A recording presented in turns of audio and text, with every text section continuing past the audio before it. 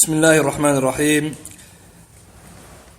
الحمد لله رب العالمين والصلاة والسلام على نبينا محمد وعلى آله وصحبه وسلم أشهد أن لا إله إلا الله وأشهد أن محمدا عبده ورسوله أما بعد. Today we're looking at, inshallah, the issue of Nushra. And this is something in relation to what we have been covering the last couple of lessons in relation to magic, sorcery, fortune telling, and the likes. And here Shaykh al-Islam Muhammad bin Abdul rahimahullah, he says what has been reported concerning an-Nushra. So the chapter in relation to Nushra, what is it, what's its ruling? And this is obviously connected to the chapter we did some weeks before on the issue of sorcery and magic.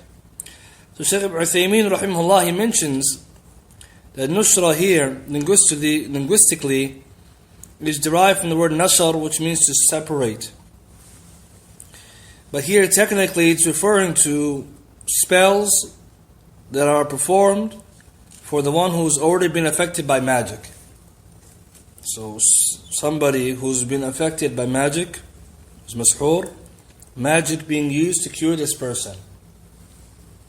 And so it's used to eradicate or break the magic that he's already been or has already been done on him.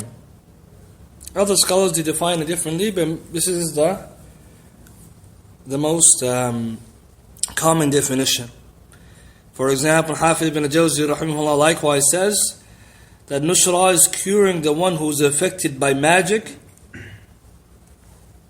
and obviously by using the same or similar magic. And he says that no one is able to do that except one who knows magic. So this chapter now is in relation to this. Is it permissible to do this? Because we said in the weeks before, magic, the performance of magic is disbelief. And to be pleased with it and to be entertained by it is not permissible either. Someone is pleased with it is the same ruling as the one who is performing it. But here, because somebody has already been afflicted by magic, can it be used as a cure? Not intending to harm others, but to cure someone. And so here, the Shaykh is going to discuss this ruling. And Shaykh Uthaymin mentions that the reason why this is important is because magic affects the one who has been affected in his body, intellect, and soul. So it gives him anxiety disorders, such that he would only feel safe with whoever gently approaches him. Sometimes he really manifests a psychological sickness, such that he has a high sense of aversion from the people. And at other times the illness could be just a mental illness. So spells have impacts on the body and soul. This is based on what we mentioned before, that sihr is haqiqi, it's real. So therefore it has a real effect and a real impact on somebody. And it's not something that which is khiyali. It's not imaginary or fascinations or something in the mind. So now when he brings this chapter, the Shaykh al-Islam rahimahullah, the author, is going to prove that it's impermissible. The takeaway of the chapter is that it's impermissible to do this. And he brings forth a hadith from Jabir radiyallahu ta'ala anhuma, that Allah's Messenger sallallahu alayhi wa sallam was asked about Nushra. So he said, it is among the deeds of the Satan. Hiya min amal al-shaytan. It is from the deeds of shaitan or Satan. And this hadith is reported by Ahmad. Shaykh al-Islam says, the author, that it's a good chain. Isnaduhu jayyid. Also Abu Dawud reported, and Shaykh Muhammad Hizam and others, they authenticate this. From as well, Imam al-Albani authenticate this hadith, that is amongst the deeds of shaitan. Imam Ahmad was asked about it, and he replied that Ibn Mas'ud would dislike or disapprove all of it. So here, this is one of the strongest proofs to show that Nushra, using magic to cure someone who has already been afflicted by magic, is impermissible. And the Prophet ﷺ said, "Hiya min amil al-shaytan." He called it from the action of shaitan, the deeds of the Satan. And we also know from what we mentioned before, that Allah subhanahu wa ta'ala doesn't put our cure in that which He's made impermissible. So if this action of Nushra, using magic to cure someone who's already been affected by magic, was something that was needed, it wouldn't be a cure in Islam, for cures are not found in what is permissible. Let her know what is an act of disbelief. And we mentioned the hadith of Ibn Mas'ud, إِنَّ اللَّهَ لَمْ يَجْعَلُ شِفَاءَكُمْ فِي مَا حَرَّمَ عَلَيْكُمْ. Allah doesn't put your cure in that which is prohibited upon you. So it's not an action of cure, it's actually the deed from the deeds of shaitan. So here Shaykh Ibn Uthaymeen mentions, it means it's from that which shaitan commands and inspires. So this is because the Satan, shaitan, orders immorality and inspires abominations to his friends. This is the kind of whispering he gives. This suffices to say that it is forbidden. It is even stronger than that because ascribing it to shaitan is more intense in showing how ugly and how much it must be avoided.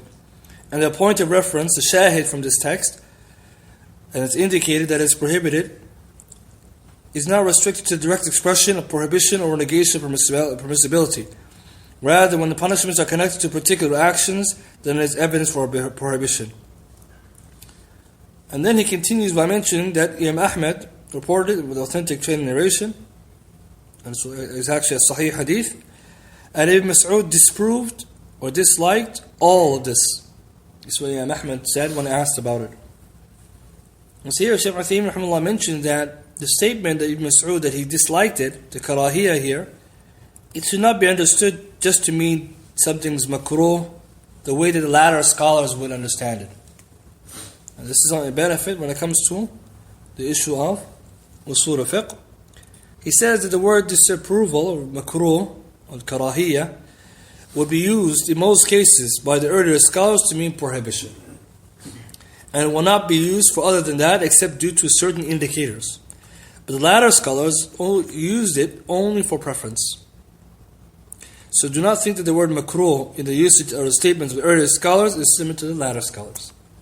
So today when we say makruh, many of us, we understand by it something which is disliked to perform, but if you left it off, it's rewarding. But it's not haram in and of itself.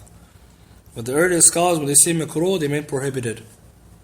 Using the ayah, she quotes, وَقَضَى رَبُّكَ أَلَّا تَعْبُدُوا إِلَّا إِيَّاهُ وَبِالْوَالِدِينِ إِحْسَانًا. All the way till the end, Allah says, كُلُّ ذَلِكَ كَانَ سَيِّئُهُ عِنْدَ رَبِّكَ مَكْرُوهًا. Means the subsequent verses, Allah concludes by saying all the bad aspects, all these bad aspects mentioned are hateful to your Lord. Makruha. And from those things Allah is mentioning are sins and shirk. And so we can't say those are makruh in the latter sense. I mean, makruh means muharram, prohibited. So no doubt the dislike mentioned here means prohibition. So Surah Al-Isra, ayah 23 to 38. So Ibn Mas'ud radiyallahu ta'ala anhu considered makruh, i.e. prohibited. Jabir reports radiyallahu ta'ala anhuma, Allah's Messenger said it's an action of shaitan, so nushra is impermissible. But there's a narration now that comes next to Shaykh al-Islam rahimahullah brings, which brings some confusion to some people, even though there is no confusion in it. It's a narration reported by Bukhari on the authority of Qatada rahimahullah, who said, I said to Ibn al-Musayyib, Sa'id ibn al-Musayyib rahimahullah, a man under a spell or one who is prevented from his wife, means he cannot have intimacy with her due to some magic, should it be broken, means the spell on him, or be removed? Means using nushra. Can we use nushra in the case of somebody who is under a spell or who is not able to approach his wife for intimacy because of this magic? He said there is no blame in that. La bas. There's no harm or no blame in it. They only intend rectification by that. As for that which brings benefit, it is not forbidden. So this narration is reported by Imam al-Bukhari rahimahullah as in a mu'allaq form. And Shaykh Muhammad bin Hizam, he authenticates it in his checking or his annotation to Fath al-Majid, and it's actually authentic from him. But what is the meaning of Sa'id's statement? When he says there is no blame in that, they only intend rectification. So this creates somewhat of a confusion, because we just said earlier that's here min amal al-shaytan. Now Sa'id Musayyib, who is considered from the most knowledgeable of the tabi'een, he's saying it's permissible. So here, before we explain it, he also brings Shaykh al-Islam the statement of Hasan al-Basri rahimahullah, who said only a sorcerer breaks spells. It means only a sahir does nushra, which adds to the point that it's prohibited. Ibn al-Qayyim said, and nushra is breaking a spell from the one who is bewitched, the one who is affected by it. And it's of two types. One of them is breaking it with a spell like it. So now we see there's actually some detail. One form, he says, he used a spell to break a spell like it. So magic against the magic. And this is from the deeds of shaitan. And the statement Hassan al-Basri is understood in this light. So the one breaking the spell and the patient being drawn near to shaitan through the likes of this is from his handiwork. The second type is the nushra that's legislated, which in reality is incantations, or ruqya, adhkar, or formulations, or ta'awud, seeking refuge and protection from Allah, using adwiya, permissible medicines, and dua. This is allowed. So this is actually what is the correct opinion, that nushra actually can be then understood as two types. And if we understand this way, then the statement of Sa'id is no problem. So nushra then can be understood as two types. One is the one that's mamnu'ah, the prohibited nushra. This is the one where we're actually speaking about. The one which Allah's Messenger sallallahu alaihi wasallam referred to, hiya min amal al-shaytan. That is an action of shaitan. This is when you use magic to cure magic. This is impermissible. Because we know the ruling of magic. You can't use it as a cure. The second type is to use ruqya, legislated incantations, Quran, dua, permissible medicine to cure. This was referred to by some as nushra. And some ulama, when they talk about the linguistical meaning of nushra, they say it's a type of nushra. You can call it this. But it's not the prohibited type. This is a jaiza. This is a permissible one.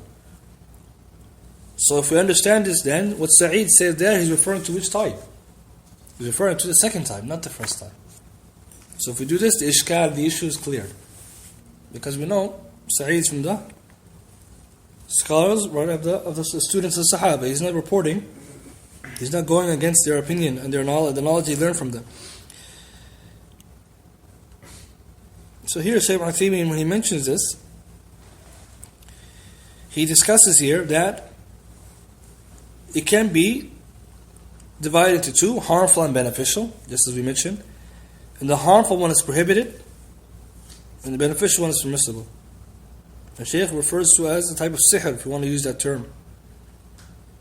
And then he says this is an apparent meaning of what was reported from him. On the basis of this, our colleagues, the jurists, deduced and said it is allowed to break a spell with another spell due to pressing necessity. So some of the ulama understood Sa'id's statement to mean that you can use nusra in general, even if it be magic. Some of the ulama have understood it this way. But then the Shaykh says, some of the people of the knowledge stated that it's not permissible. And in reality, the statement of Sa'id here is not clear if he's talking about magic or not magic.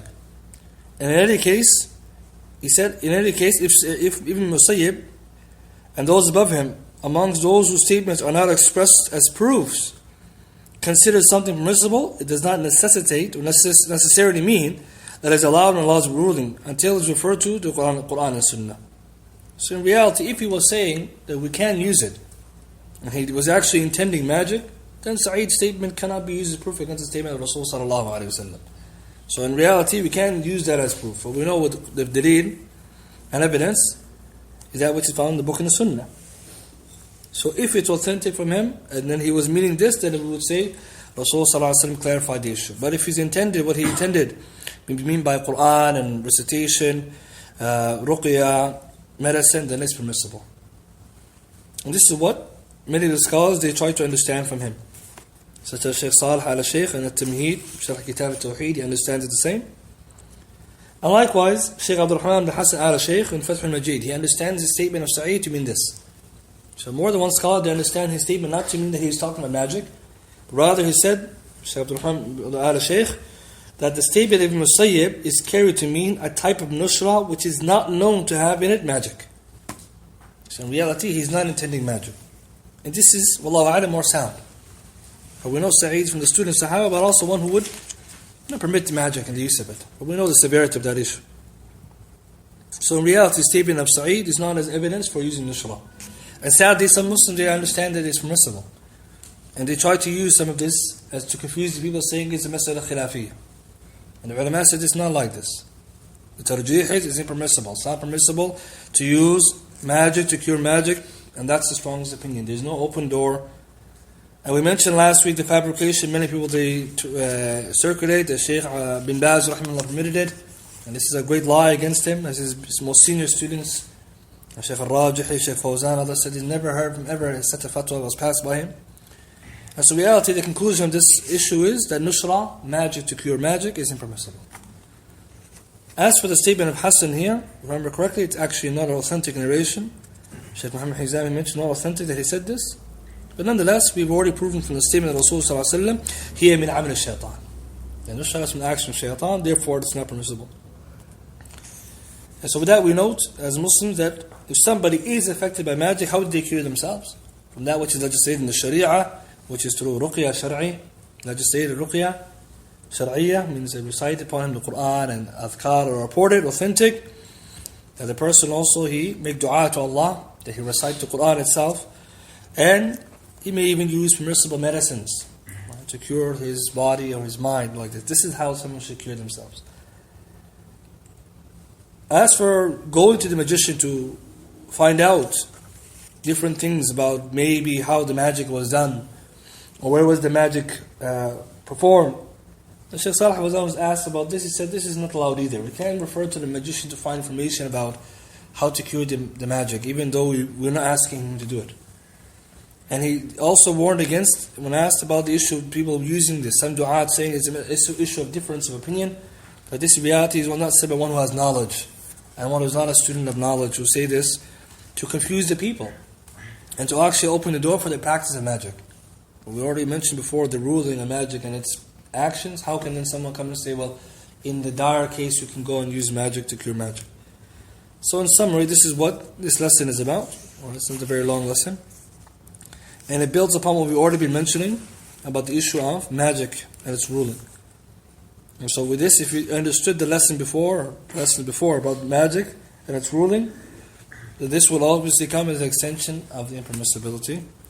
Inshallah, with this much we'll end with this lesson, because the next chapter is about the issue of evil omens, superstitions, and it's a very long chapter, by which we'll end the first volume. So inshallah we'll read that bit next week, inshallah ta'ala, so as to not to prolong this lesson. If anyone has any questions on this angle of this lesson, inshallah they may ask. So nushra is breaking the spell, like someone bewitched. Exactly, by using another spell like it. Okay. So by using another So magic and taking off magic. Okay. So there's no way that like ruqya would fall under. Exactly. So if we would say ruqya will be considered, if you use the term nushra, it can refer to these permissible types. Right? That's why the statement of Sa'id Musayyib can be understood to be the permissible nushra, which is ruqya, Quran. What we said that many ulama, when they talk about the issue of nushra, they mean by it magic, using magic to cure one who is bewitched. Yeah. So, say if someone was, for example, say if someone had magic inflicted on them, and then they were going to two people at the same time, like one ruqya and the other one was, like say the magician. But say they didn't know there was a magician, and so say like every time you did ruqya, that person put like another thing on them, like another spell. Could you do one ruqya that would just like remove it all together, or do you just? Wallahu a'lam. Yeah, sorry. After the person finds out. And don't go there. You just do one ruqya and it'll fix everything? Or? Allah, ruqya cures, we know this. In terms of one or many, Allah, yeah. Shaykh knows better. Allah, Allah.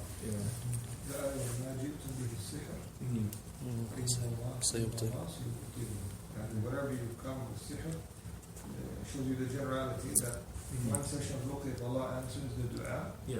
Be a cure for not only one spell, but a number of spells. But it also could be a test that Allah may answer one dua, similar to our sicknesses and diseases. Yeah. Allah may remove from you a sickness and leave another.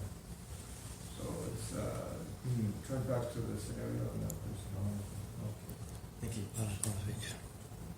How about if it's instead of magic with magic, people use it in a way that's other than from the Quran or the Sunnah? Does that fall under prohibited or? When it comes to ruqya, it must be the legislative ruqya. So, the ruqya that's not legislated should not be used. We can't say that that's a type of impermissible ruqya or a type of nushra, because they're not using magic. But we say that type of ruqya is not the one that we should be going for. So things that have innovations and mukhalafat, we should do the ruqya that's legislated. And so therefore we said that's the one that's effective, that's the one that works. And of course with the condition someone has certainty when performing the ruqya. And the Qaadir has certainty, the person who's a patient has certainty in the cure of Allah. So there are ways, right? And we mentioned this earlier. Shaykh Uthaymin talked about how Fatiha cured. Sahaba read Fatiha and the man who got poisoned by the scorpion, and it cured. But we read Fatiha nowadays may not cure. Again, certainty and doing the right way, following the Sunnah. This is the way it's done. But we can't say that's type of a nusra that's meaning by the magic for magic. We say that's a type of ruqya that's not legislated. So that should not be practiced. I had a question. You know how Disney comes out with certain cartoons and right? So sometimes you can't tell if it clearly falls under magic, but they call it like fairy tales and stuff. Is that like magic too? Like certain stories, characters from Disney and other Pixar and stuff like that? We spoke about before, like watching shows and movies and things that have magic in it. But of course, if someone sees something which is doubtful, it shouldn't be viewing it. We shouldn't be watching this in the first place. This is the first point. It's a waste of time. And there are a lot of prohibitions. But at the same time, we see something there where people are doing things of the extraordinary and doing things that are not known. Again, and sometimes they try to trivialize it because we said in our society today they don't consider magic real. You see, it's something that there's no proof for it. It's imagination, it's fun and games. It's not something real. So as a Muslim, we should take very big precaution. When we see anything that is doubtful, that looks as if it is, they do with magic, doing spells or giving people wishes and whatever it is and these things. And we shouldn't watch these things anyways. But the other things in it that are worse. Some of this even shows they have issue of aqidah in there, beliefs right in there. So a Muslim shouldn't watch it anyway. And of course, he stays clear of anything of doubt, always. Yeah. Was there any scholars that did that to refrain from having an opinion about the show? Like what was saying Wallahu alam, I don't know. What are the conditions to having your dua answered or accepted? There are many, but some of those conditions, obviously somebody is making dua sincerely for Allah subhanahu wa ta'ala, that he doesn't become hasty in the supply. That the person is not making dua for that which is haram in and of itself, or to cut off the ties within dua. And so things of this are nature of the things that are unnecessary. Sending salah on Rasul sallallahu alaihi wasallam, dua while making dua, or praising Allah in the ministry. These are the things of the adab and the ways to make dua. Do you send like the piece to the Prophet sallallahu before? Like, could you send it like with the beginning of the dua? Like You can do beginning or end. From what I know, Allah, you can do both. And it's reported that you can do in the beginning or end. So these are the condition for dua to be raised. And again, somebody is making dua sincerely, picking the right times where it's munasib, appropriate, and suitable. So the person, he comes with this, and alhamdulillah, there are some authorship someone can read about this etiquette. But it's very important that the person has sincerity for Allah subhanahu wa ta'ala answers and not impatience. Because even the dua of the one oppressed, وَلَوْ بَعْدَ حِينَ, it comes in Ruwaya, even after a time, Allah may answer. Allah will aid the person, even after it takes some time. But nowadays, when you say, I made dua, nothing happened. It's not like this. A person shouldn't be hasty and shouldn't also doubt in Allah. And there are other things, but if you read, there are many, inshallah, works that you read. But very important, someone has certainty. You must be certain that Allah will answer you.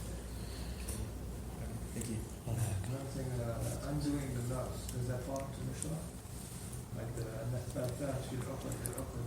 undoing the nuts, or for example, the hadith about the well, where they found someone to comb and they did the nuts.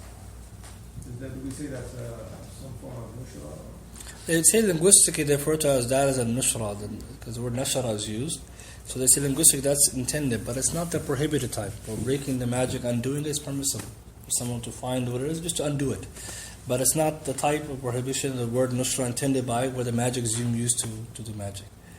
But they use that the hadith as an example for the word nushra being used linguistically as something to undo and to break and let go. But the ulama say you can undo magic. We find you destroy it, and that's how it's done.